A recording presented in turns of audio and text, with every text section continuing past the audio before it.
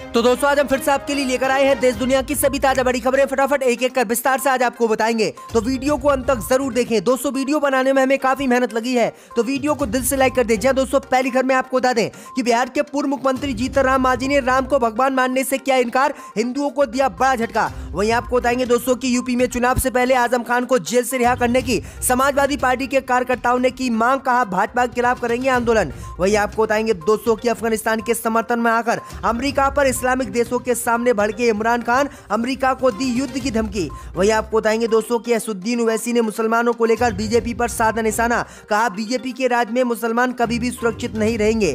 वहीं आपको बताएंगे दोस्तों कि अमित शाह ने शिवसेना को बताया विश्वासघाती, बोले दम है तो इस्तीफा देकर हमारे खिलाफ चुनाव लड़कर दिखाए शिवसेना। वहीं आपको बताएंगे दोस्तों की प्रधानमंत्री मोदी के गरीब प्रेम की खुली पोल, कुंभ में जिन सफाई कर्मियों के प्रधानमंत्री ने धोए थे पांव, उनकी जिंदगी में नहीं हुआ कोई भी बदलाव, अभी भी गरीब के हैं गरीब। तो दोस्तों सभी खबरों को आपको एक एक कर बताने वाले हैं। वीडियो को लाइक कर चैनल को सब्सक्राइब कर दें और कमेंट करके हमें बताएं कि आपके जिले किस राज्य से हमारी खबरों को देख रहे हैं। इसी बीच पर तो दोस्तों अगली खबर की ओर, तो बिहार के पूर्व मुख्यमंत्री ने राम को भगवान मानने से किया इनकार, हिंदुओं को बड़ा झटका। जी हां दोस्तों आपको बता दें ये बड़ी खबर सामने निकल कर आई दोस्तों की बिहार के पूर्व मुख्यमंत्री और हम पार्टी के अध्यक्ष जीतन राम मांझी ने आज राम को भगवान मानने से साफ इनकार कर दिया है और हिंदुओं को बड़ा झटका दिया है। दरअसल आपको बता दें कि जीतन राम मांझी ने कहा है कि हम राम को नहीं मानते हैं, वो आदमी नहीं था, वो काल्पनिक है, मूर्ति लोग उसकी पूजते हैं, इसलिए कुछ लोग उसमें आस्था रखते हैं। आगे उन्होंने रामायण पर भी निशाना साधा। उन्होंने कहा है कि रामायण लिखी गई है लेकिन उसमें बहुत सी पंक्तियां हैं जो पढ़ने योग्य हैं, समझने योग्य है,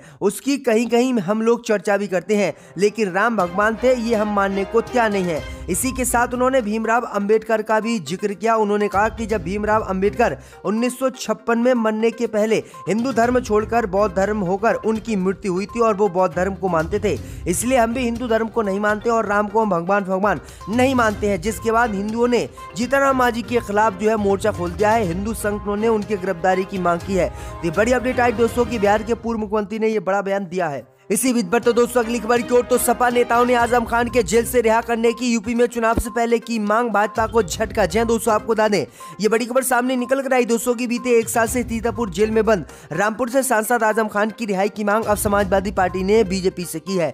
दरअसल आपको बता दें कि रामपुर में समाजवादी पार्टी के नेता और कार्यकर्ताओं ने सांसद आजम खान के जल्द जेल से रिहा करने की मोदी सरकार से अपील की है। समाजवादी पार्टी के नेताओं ने आरोप लगाया है कि मुस्लिम होने की वजह से आजम खान को प्रताड़ित जेल में किया जा रहा है। आजम खान पर झूठे मुकदमे लगाए गए हैं, इसलिए यूपी में चुनाव से पहले आजम खान को उत्तर प्रदेश की बीजेपी सरकार रिहा करे और क्योंकि उनके बेटे को चुनाव भी लड़ना है। तो ये बड़ी अपडेट आज दोस्तों, अब देखते हैं आजम खान को योगी सरकार छोड़ती है या फिर नहीं। इसी बीच पर तो दोस्तों अगली खबर की ओर, तो इस्लामी देशों के सामने अमेरिका पर बरसे इमरान खान। जहां दोस्तों आपको बता दें कि पाकिस्तान में इस्लामिक सहयोग संगठन की बैठक के दौरान पाकिस्तान के प्रधानमंत्री इमरान खान ने अमेरिका के साथ साथ दुनिया को कड़ी चेतावनी दी है। पाकिस्तान के प्रधानमंत्री ने दुनिया को चेतावनी देते हुए कहा कि अगर अफगानिस्तान को फौरन दुनिया ने मदद नहीं दी तो अफगानिस्तान की समस्या इंसानों द्वारा बनाई गई दुनिया की सबसे बड़ी समस्या बन जाएगी। इसी के साथ पाकिस्तान के प्रधानमंत्री ने इस्लामिक देशों के सामने एक तरह से तालिबान की जमकर तारीफ की और कहा कि पिछले कई सालों से अफगानिस्तान ने जितना भुगता है उतना नुकसान किसी और ने नहीं उठाया है। उन्होंने कहा कि तालिबान के नियंत्रण से पहले भी अफगानिस्तान की आधी आबादी गरीबी रेखा के नीचे थी और देश के बजट का 75% हिस्सा विदेशी मदद से आता था। इमरान ने अफगानिस्तान के लिए चंदा मांगते हुए कहा कि अफगानिस्तान जैसी स्थिति में कोई भी देश ढह जाएगा। इसके साथ ही इमरान ने अफगानिस्तान का मुद्दा उठाते हुए अमेरिका पर निशाना साधा और कहा कि अमेरिका ने अफगानिस्तान को बर्बाद कर दिया और अफगानिस्तान को बर्बाद करके अमेरिका भाग गया और अमेरिका ने अभी तक अफगानिस्तान की 1 रुपये की मदद नहीं की और जो अफगानिस्तान का पैसा अमेरिका की बैंकों में जमा था उसको भी अपने कब्जे में कर लिया। तो ये बड़ी अपडेट आ रही, बड़ा हमला इमरान खान ने बोला है। इसी बीच पर तो दोस्तों अगली खबर की ओर, तो मुसलमानों को लेकर असदुद्दीन ओवैसी ने बीजेपी पर फिर से बोला हमला, कहा बीजेपी के राज में मुसलमान नहीं है सुरक्षित। जय दोस्तों आपको बता दें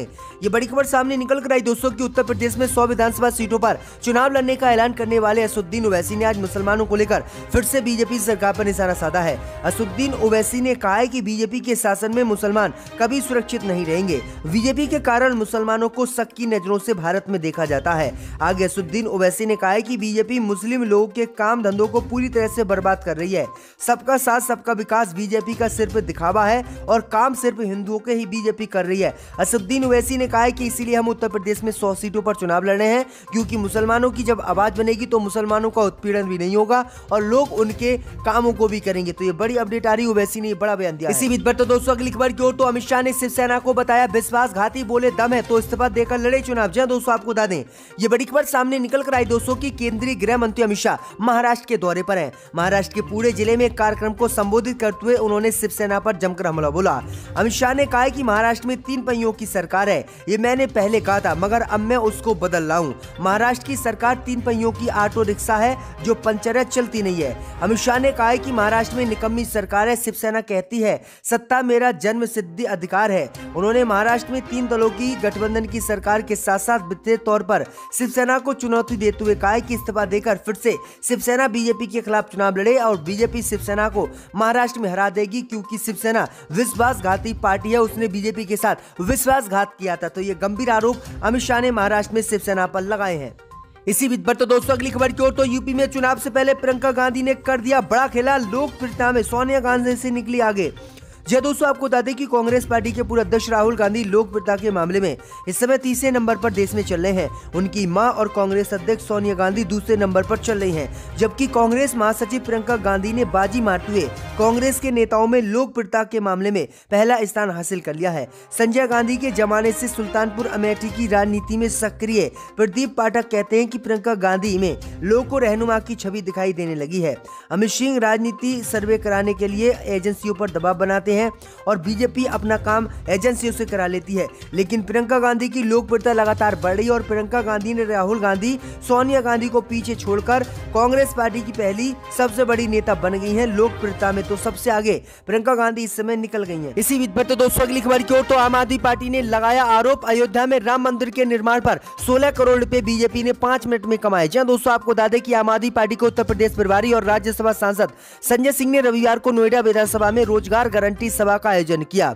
इस दौरान उन्होंने कहा कि यूपी में ऐसी सरकार चल रही है जो वादा करके आए थे कि ना भ्रष्टाचार होगा और ना गुंडाराज होगा। मैं पूछना चाहूंगा कि योगी जी, अगर भ्रष्टाचार और गुंडाराज नहीं है तो हाथरस के अंदर एक गरीब की बेटी के साथ गैंगरेप होता है और आपकी पुलिस बलात्कारियों को बचाने में लग जाती है और उस गरीब बेटी को रात में 2 बजे बिना इजाजत के जला दिया जाता है।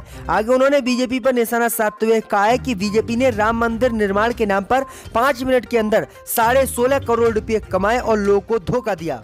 इसी बीच पर तो दोस्तों अगली खबर की ओर तो प्रधानमंत्री मोदी के गरीब लोगों के पाम धोने के नाटक की खुली पोल। कुंभ में जिन सफाई कर्मियों के प्रधानमंत्री मोदी ने धोए थे पाम, उनकी जिंदगी में नहीं हुआ कोई भी बदलाव, भाजपा की खुली पोल। जब दोस्तों आपको बता दें कि प्रधानमंत्री मोदी जहां पर भी जाते हैं वहां पर गरीबों के साथ प्रेम करके नाटक जरूर करते हैं, लेकिन अब प्रधानमंत्री मोदी के एक और नाटक की पोल खुल गई है। दरअसल आपको बता दें कि प्रधानमंत्री मोदी ने कुंभ 2020-19 में जिन 5 सफाई कर्मियों के पाम पसारे थे, उनकी जिंदगी 3 साल में रत्ती भर भी नहीं बदल सकी है। चाहे बच्चों की पढ़ाई की चिंता हो या नौकरी की, अफसरों की चौखट पर उन्हें हर जगह निराशा ही हाथ लगी है। लेकिन बावजूद इसके उन स्वच्छ कर्मियों के प्रहरियों को मोदी से अभी भी आस है। उन्होंने कहा कि प्रधानमंत्री मोदी ने 2019 में उनके पैर धोए थे और उनकी जमकर तारीफ की थी, जिसके बाद हमें उम्मीद थी कि हमारा जीवन सुधरेगा। लेकिन प्रधानमंत्री मोदी के पैर धोने के बाद भी हमारी जिंदगी में कोई भी बदलाव नहीं आया और कोई भी सरकार ने हमारी मदद नहीं की। तो ये बड़ी अपडेट आई दोस्तों कि किस तरह से प्रधानमंत्री मोदी के इन नाटकों की आज पोल खुल गई है। इसी बीच पर तो दोस्तों अगली खबर की ओर तो बलिया में मध्य प्रदेश के सीएम बोले कांग्रेस ने पढ़ाया आजादी का गलत इतिहास। जी दोस्तों आपको बता दें कि मध्य प्रदेश के मुख्यमंत्री शिवराज सिंह चौहान ने रविवार को बलिया में भाजपा की जन विश्वास यात्रा का शुभारंभ किया। जनसभा को संबोधित करते हुए अखिलेश यादव और कांग्रेस पर करारा हमला भी बोला। उन्होंने कहा कि कांग्रेस और दूसरे लोगों ने आजादी का इतिहास गलत पढ़ाया। बताया कि आजादी गांधी जी, नेहरू और इंदिरा ने दिलाई। हम भी गांधी जी को इनकार नहीं करते, लेकिन वे क्रांतिकारियों को भूल गए। उन्होंने आगे कहा कि आजादी के 75 वर्ष में नरेंद्र मोदी क्रांतिकारियों की याद दिला रहे हैं। इसके साथ ही शिवराज सिंह चौहान ने कहा कि जो लोग हिंदुत्व को सांप्रदायिक बताते थे, आज उन्हें ही हिंदुत्व भाने लगा है। राहुल बाबा राम राम जप रहे हैं, जनेऊ पहन रहे हैं और त्रिपुंड लगा रहे हैं। प्रियंका गांधी गंगा स्नान कर रही है। ये भी कहा है कि बबुआ की साइकिल भ्रष्टाचार और अन्याय से पंचर हो गई है। पंचर जोड़ने वाले सरकारी जेल में है। इसी बीच पर तो दोस्तों अगली खबर की ओर तो यूपी में चुनाव से पहले फिर छलका अखिलेश का दर्द। बोले सीएम योगी से मिले थे नेताजी, तब भी मिला घर खाली करने का नोटिस। दोस्तों दोस्तों आपको बता दें कि समाजवादी पार्टी के नेताओं के घर और ठिकानों पर पड़े आयकर विभाग के छापे से अखिलेश यादव भाजपा पर बुरी तरह से भड़क गए हैं। उन्होंने रविवार को लखनऊ सपा मुख्यालय में प्रेस कॉन्फ्रेंस की और केंद्र की मोदी व सूबे की योगी सरकार पर निशाना साधा। अखिलेश ने कहा कि हर चुनाव से पहले केंद्र में बैठी मोदी सरकार आयकर विभाग, प्रवर्तन निदेशालय और सीबीआई को एक्टिव कर देती है। भाजपा केंद्रीय एजेंसियों का दुरुपयोग कर रही है। सपा प्रमुख ने मुख्यमंत्री योगी आदित्यनाथ पर कटाक्ष करते हुए उन्हें यूपी के लिए अनुपयोगी बताया। उन्होंने कहा कि अनुपयोगी सरकार से और क्या उम्मीद की जा सकती है। तो बड़ी अपडेट आ रही दोस्तों। एमपी ने यहां पर आकर अपने फाइल